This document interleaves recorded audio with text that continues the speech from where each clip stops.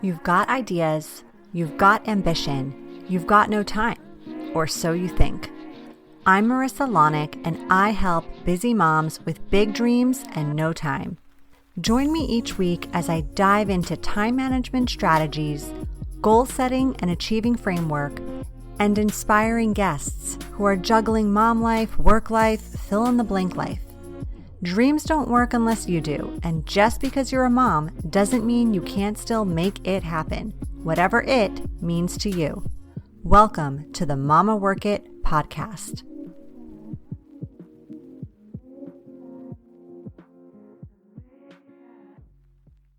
Hello, mamas, and welcome back to another amazing episode of the Mama Work It podcast. This week, we are talking all about mindfulness. Our guest is Angela Marie Christian, a mindfulness, manifestation, and mompreneur thought leader. Say that 5 times fast. She helps women incorporate mindfulness moments into their day, manifest their dreams, and provide business tips for startups. After being in corporate finance for over a decade, she decided to pursue what she truly loves, helping others reconnect with their highest selves. I cannot wait to dive into all this. Angela, thank you so much for being here. Yeah, thank you so much for having me. I'm excited to talk about this. Good. Okay, well, first things first, please tell us a little bit more about yourself, how you decided to make that shift from corporate finance to mindfulness for mamas. Sure. So I am a mother of 4 and I'm in a blended family. We live about an hour north of San Francisco up in wine country. Yeah, so I've been in the corporate finance world for over a decade, helping entrepreneurs and startups get going and, with all of these tech guys who have these dreams. And I just realized, I'm working so hard on their companies, helping them, watching them get bought out by Google. And, I just thought it's time for me to work on my own dreams. And I got hit with a bout of carpal tunnel in both hands in September. And so that was kind of my push to pursue my dreams, which I've always been doing on the sidelines. For the last decade, I've been learning all these different spiritual modalities, but it was more of just like a passion. And now I'm ready to actually use that to help other people. So it's been huge for me. Amazing. Thanks for sharing that. Sure. So for those listening who may not be super familiar with mindfulness, can you give us a brief overview of this concept and how beneficial it is, especially for the working mom? Yes, I'd love to, because there's a lot of confusion when it comes to mindfulness and meditation. Like some people just don't know, how to determine which is which.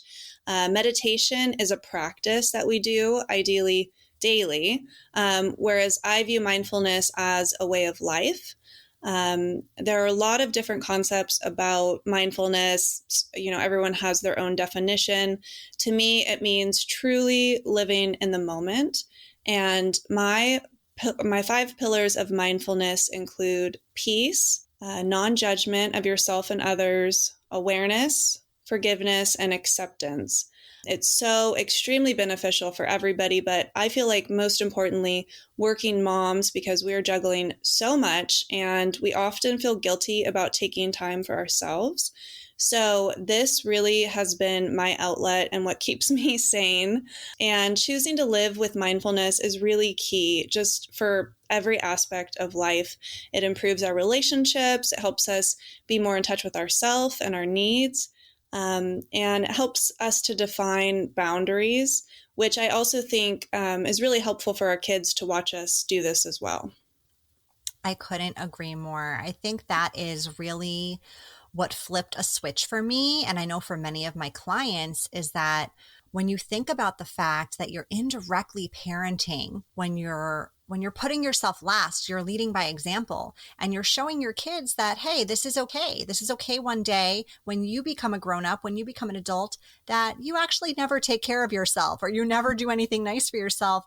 And the thought, like the scary thought that came to me of my kids repeating that cycle is what really, really made me more mindful about taking care of myself. So I'm so glad that you brought that up. Yeah, definitely. It's such a good point. Yeah. So you're a busy working mom yourself, right? Yet you still make time and space daily for things like mindfulness and meditation. What are some of your tips for making this happen? And what does this look like for you daily? I'm curious. Sure. So I learned a certain meditation technique about 5 years ago. And so I have to do that daily, which it's very kind of specific, but it also includes about 20 minutes of just, silence, bringing in light. But what I have found to be key is because I used to just do my meditation and then kind of be on with my day and not go back to the mindfulness for the rest of the day. And it just doesn't really work like that. You really need to incorporate smaller moments of time where you can be mindful. And so what I do and what I teach to others is to choose one block of time that's a little bit longer, ideally like 15 to 45 minutes, whatever you can fit in. And that should be the longer meditation, but then to also have a few moments of time, even just 1 minute, where you can do some kind of mindfulness technique. And I have certain techniques that I do that involve your senses, that really just make you focused in the moment. And that has been shown actually on MRIs to really help grow the areas of the brain that we want to grow. So that's what I do. And that's what I definitely recommend as well. Yeah. So if you do find that it pops into your head at some point during the day, like, okay, I want to practice mindfulness. I've got this little stretch of time right now, or even just these 30 seconds. What exactly should you be doing in that moment? Yeah. So a few of my favorite ones are just to close your eyes and even just rub your fingertips together and just focus on how that feels. And if you just do that, it brings you into the present moment without even forcing yourself to. Or, if you're in an office and you can't escape, you could just, sounds funny, but you could just wiggle your toes and feel that sensation, feel them on the floor, just feel that for 10 seconds. Even they've shown that just 10 seconds of it helps. But definitely if you could do it for, 1 to 3 minutes would be better. Another one is to just, listen for the farthest noise that you can hear. Just basically using your senses to kind of bring you back into the moment. Wow. Okay. Yeah. So those are so practical and easy, and you can do them anywhere. Like you said, even if you're in a public space, you don't have to be closing your eyes and getting all meditative. You could literally just be wiggling your toes and be practicing mindfulness in that time. Yeah. Okay. A lot of these practices I know can not only help you manifest your dreams, they can help you heal a lot of past trauma. So this might be actually stopping you or getting in the way of you achieving some of your goals, some of your dreams that you're looking to do. So talk to us a little bit about that. Yes. And so this was something that I had to handle in my own life. I had some PTSD from a domestic abuse issue that I had in my 20s from my daughter's father. It was really stopping me from moving forward in my meditation practice and really getting that sense of peace. And so what I did, it's kind of funny, but at the same time, I was healing from a toxic mold issue that we had in our home in Marin County. It was a beautiful home. You would never have expected mold to be behind the walls, but it made us very sick. And so I was using an infrared sauna every day to heal. And so when I was in there for 45 minutes, I just decided I'm going to use some of these meditation practices and healing techniques that I've been taught. And so while I was in the sauna, I created this healing technique that actually healed me from the PTSD, where I used to get, if he even called, I would start getting, my heart would start racing, my palms would get sweaty, I'd get really scared, even though it was a phone call. And then after I walked myself through these healings, which took, probably a few months of doing this, I can see him and it doesn't bother me at all. I've forgiven him. It just doesn't even affect me in any way, which that was huge because I had went to therapy for a long time to try to heal this, and nothing came close to these healing practices. So, yeah. Wow. Wow. Amazing. So for someone who is listening right now and they're thinking, oh, I haven't thought about it in this way, maybe I do have some stuff to heal. Do you recommend that they find a healing type of meditation on YouTube that they can listen to? Or is there something specific they should be saying to themselves while they're in that meditative state? For trauma specifically, you mean? Yeah. So what I did is I went to this school that we actually got trained in advanced healing and spiritual technique. So I kind of blended a few different modalities. I also blended astral travel, which sounds kind of funny. It's not like quite mainstream yet, I guess, but I used a blend of my own to do this. So I am writing about it in a book, but in the meantime, I would recommend one of the things I did that was pretty practical is I would go back to the memory, which isn't pleasant. And, if it's a severe memory, I wouldn't maybe do it, but I would go back to the moment and I would rewrite how it actually went.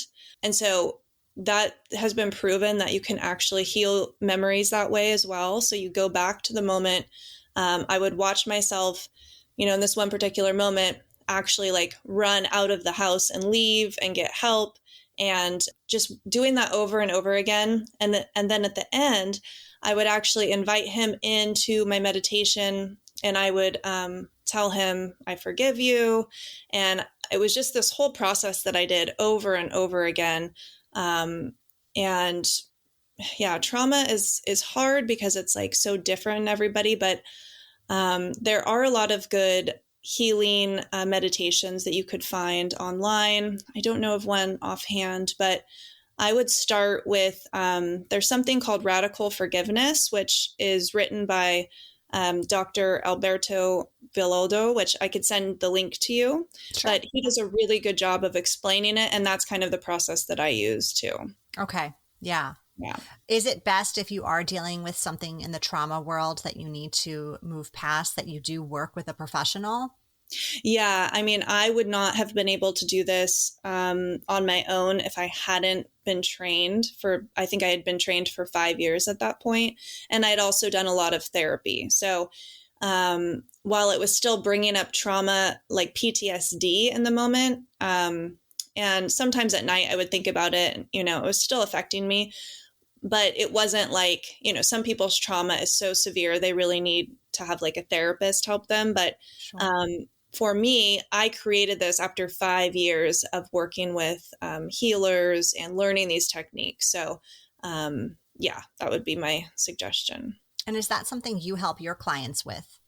Yes, I do. So I have actually written out this whole technique, and it's going to be in a course that I'm launching, where I dive deep into this, how I did it, and then I walk them through how to go through the same process. Amazing. Okay. Yeah. Because I think sometimes people are always in the sort of future mode, right? Of manifestation and thinking about all the positivity and the good stuff. And while that's, I think, equally as important, and I mean, I do the same, I think you kind of enlightened us a little bit to think about, you could be doing all of that, but if you haven't healed something that's blocking that path for you, you're not really going to get anywhere too quickly. So good to just think about it from these angles for sure. Yeah, exactly. Okay.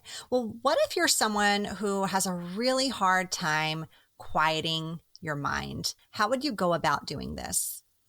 Yes. So I remember still when I first started out, this, was an issue for me because I am a recovering type A person where I just always had these thoughts going. And so, what I would do is I would just close my eyes and kind of imagine that I was in a bubble, and that any thoughts that were coming in would just kind of be like either clouds floating through, or that they would kind of bounce off. And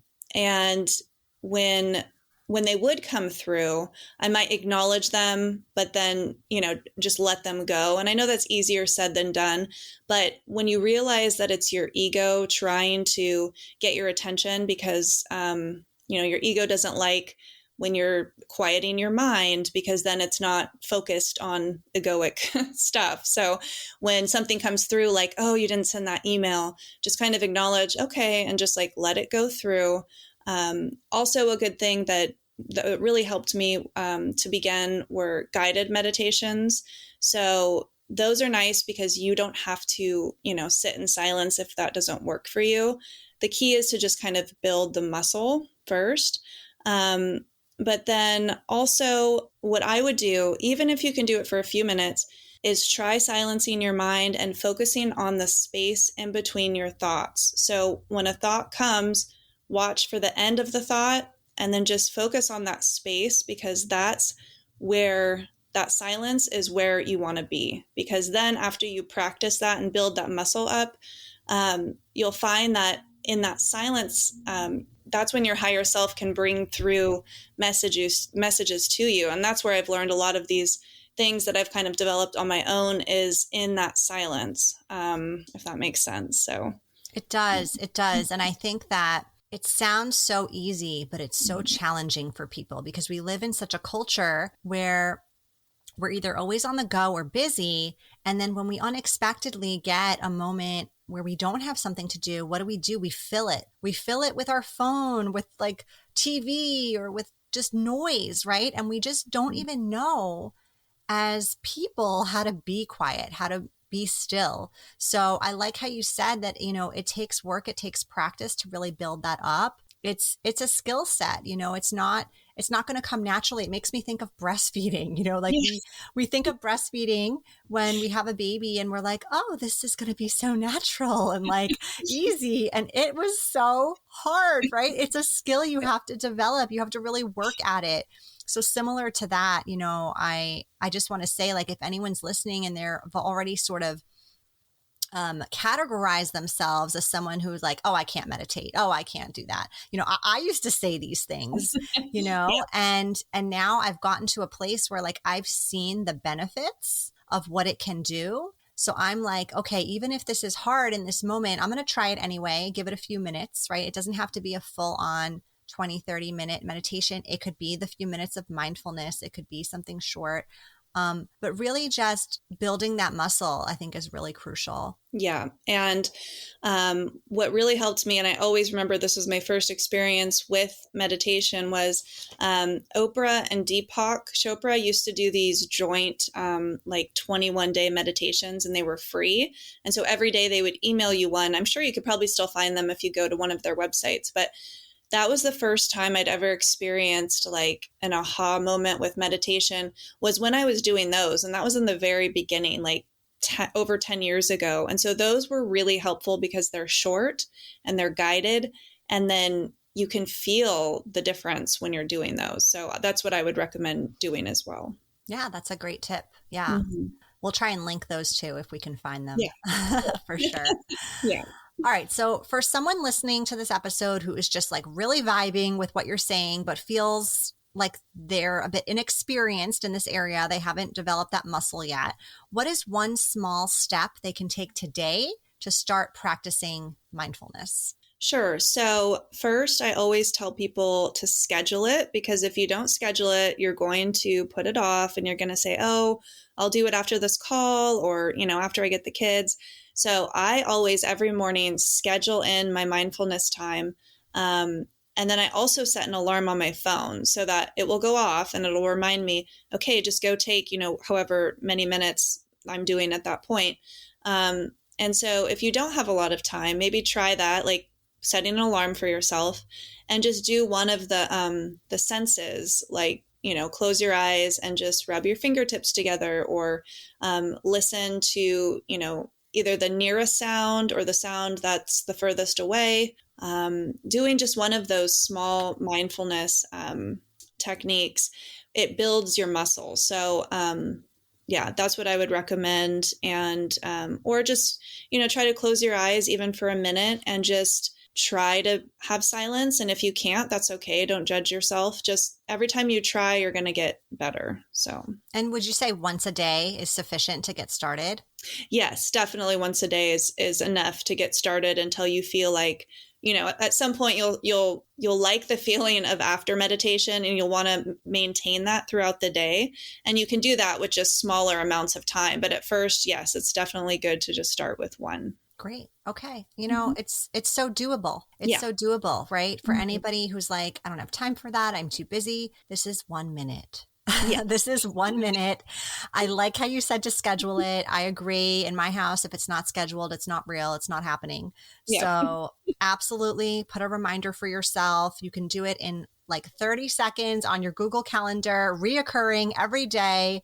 And there you go. There's your reminder to just get mindful in that moment. Yeah. One other thing, sorry, that I just remembered is sometimes I'll teach this to my kids is to have mindful eating. For example, like while you're eating, be really mindful about what you're eating, the whole process. And that's just another way to have a mindful moment where you're not feeling like you have to be silent. So interesting. And probably also like, I don't know if this is true, but like just thinking about what you're eating, the choices you're making, right? Like what's going into your body, like it could be a good way to develop healthier habits in that sense. Right.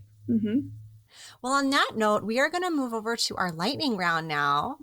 And this is where I get to ask you some just for fun, random type questions so our listeners can get to know you a little bit more personally. Are you ready? Yep. Great. Okay. So what is your guilty pleasure TV show? Definitely Pretty Little Liars. All right. I haven't seen that, honestly. So yeah. I can't comment, but I have seen the advertisement for it. Yeah. Okay. If you could go on vacation tomorrow anywhere in the world, where would it be and why? I would go to Greece because I've never been. I've always wanted to go, and I just feel like it's a magical place. Yeah. Yeah. What is one app you cannot live without? Oh, I love Insight Timer, which my daughter and I do a meditation on there every night. It has some kids' meditations, and without that, she would not go to bed. So definitely Insight Timer. I've used meditations with my kids too at night when they can't fall asleep, and they seem to respond really well to it too. So I like that they're getting into that routine. Yeah. All right. This is a very serious question. Are you ready? Yep. Nail salon, hair salon, or spa. You can only pick one to visit for the rest of your life. Which one is it? Definitely spa. I could not get enough massages and facials. Yes.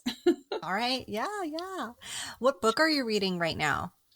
So I have like 20 books that I'm always reading, but the one I'm making myself get through right now, well, there's two, is The Power of Awakening by Wayne Dyer, and then The Millionaire Messenger by Brendan Bouchard. Oh, two incredible authors for sure. I love me a good Wayne Dyer read, and Brendan Bouchard is just so inspirational. So great picks for sure. Thank you. All right. And then finally, if you could only eat one food for the rest of your life, what would it be? Calories don't count. Definitely pizza. I feel like I could never get enough pizza, even though it's not super healthy. It's just, my guilty pleasure. It's so good. So good. Yeah.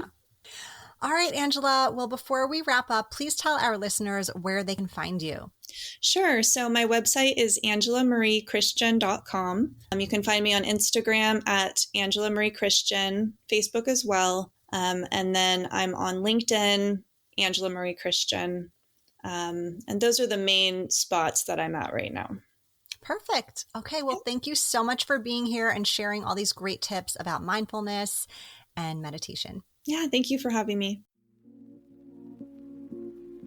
You've been listening to the Mama Work It podcast.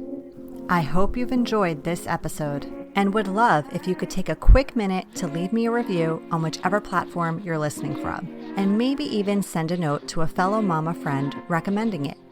Reviews and recs help this podcast grow and reach more like-minded, awesome moms. And if you haven't subscribed yet, don't forget to click that button so we can stay in touch, girl. By the way, if you haven't checked out the Mama Work It website, please do. There are lots of free resources and great articles there that can help you with the juggle of work life, mom life, wife life, fill in the blank life. So head on over. Thanks again for being part of the tribe. I'll see you soon, but in the meantime, keep on working it, mama.